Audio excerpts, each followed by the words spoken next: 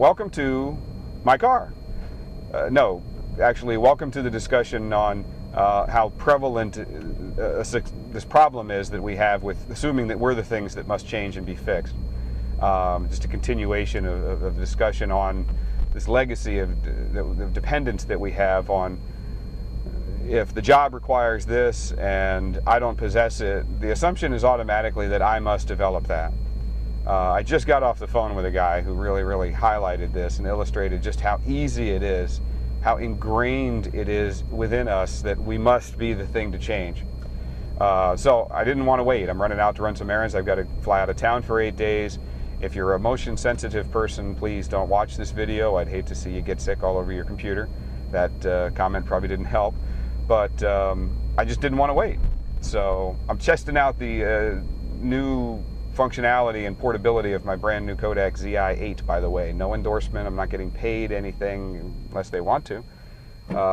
But it's really cool to be able to record on the fly. It's a nice little camera, but it's got the external mic. So I can plug in a little mic like this. Anyway, the call that I had with this guy just shocks me, all right? He's going through the program. He knows the book. He's read the book. He's seen the videos. He's done a fair amount of the coursework. He understands the concept. Yet when we were talking about the self-awareness that we were working on, his natural talents for this and that, as soon as we talked about one of these weaknesses, one of these potential weaknesses, these non-talents, he says, all right, so how do I fix that?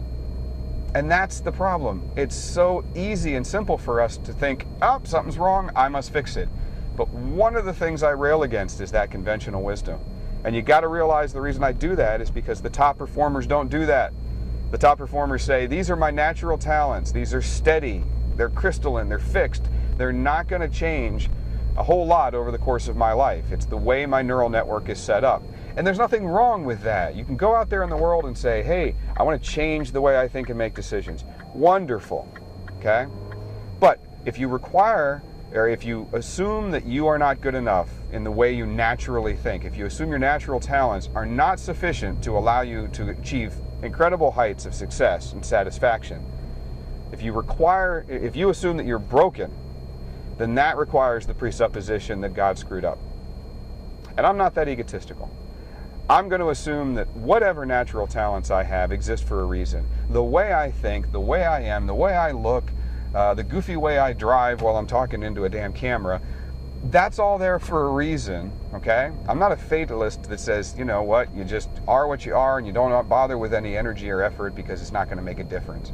Not what I'm saying at all. But I don't believe that I know more than the Creator or God or nature or Gaia or whatever your belief is.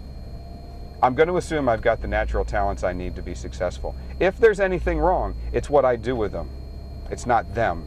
It's what I do to apply myself, how I apply myself, not myself. Does that make sense? And it's just a crucial piece to understand, because the moment you start thinking that you're broken and you need fixing, it starts deteriorating your self-esteem. It starts undermining your belief in yourself. It starts disvaluing or devaluing yourself. All right? Don't do it. Don't allow yourself to do that. The best don't, and that's the message. The best, the geniuses in the study, the top performers, fifth-level performers, they accept who they are. They accept there's great things in them and there's things that aren't great. There's things that they can do fantastically, marvelously, and things that they just suck at. All right? And they're okay with that.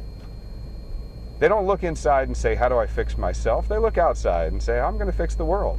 Roll's just a roll. Doesn't have a spirit, doesn't have a soul.